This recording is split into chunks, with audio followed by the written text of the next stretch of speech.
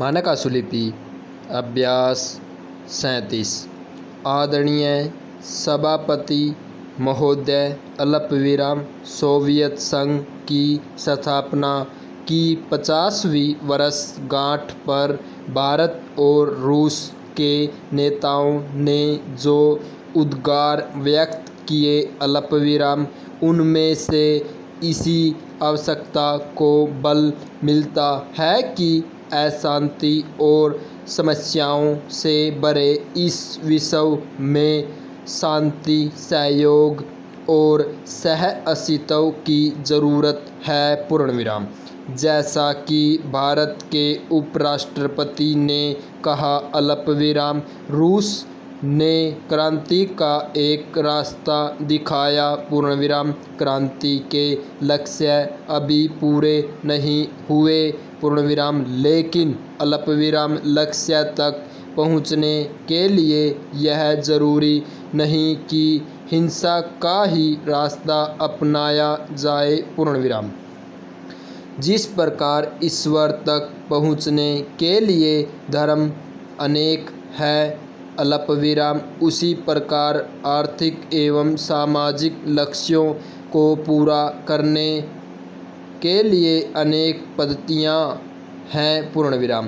प्रत्येक देश अपनी आवश्यकता, अल्पविराम संभावना एवं उपलब्ध ज्ञान और परंपरा के अनुसार अपने अनुकूल व्यवस्था का चुनाव करता है। पूर्णविराम। यह भिन्नता झगड़े का कारण भी बन सकती है और सहयोग का स्वच्छ आधार भी प्रस्तुत कर सकती है। पूर्णविराम। नेक्स्ट गद्यांश।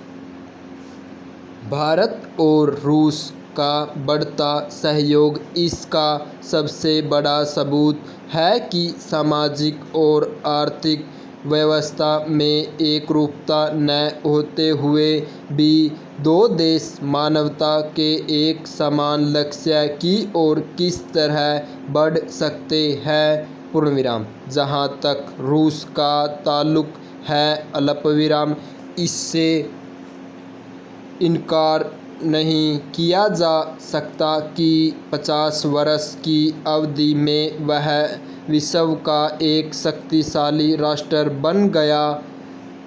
पूर्णविराम। इसका श्रेय जहाँ सोवियत सामाजिक व्यवस्था को है, अल्पविराम वहाँ उस टेक्नोलॉजी को है, अल्पविराम जिसके विकास के लिए सोवियत व्यवस्था की स्थापना से पूर्व भी काफ़ी काम हुआ और आज भी हो रहा है। पूर्णविराम।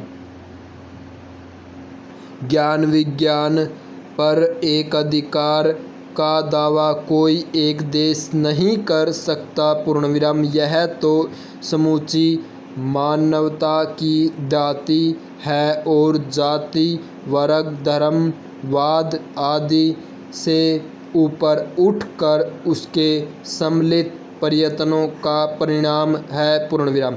रूस ने बाहर से बहुत कुछ लिया है और अब वह उसका नैतिक दायित्व है कि ज्ञान के इस पुराने ऋण को अदा करे। पूर्णविराम।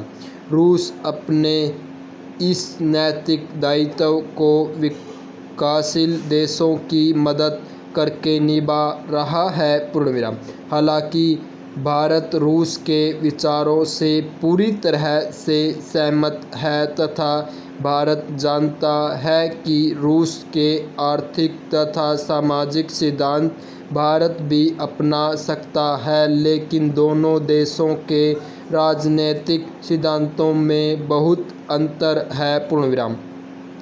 रूस की राजनीति तानाशाही है, जबकि भारत की राजनीति प्रजातांत्रिक है, जिसके अनुसार भारत में जो भी आर्थिक, अल्पविराम सामाजिक तथा राजनीतिक परिवर्तन होंगे वे प्रजातांत्रिक तरीकों से होंगे, न कि जोर जबरदस्ती द्वारा। पूर्णविराम।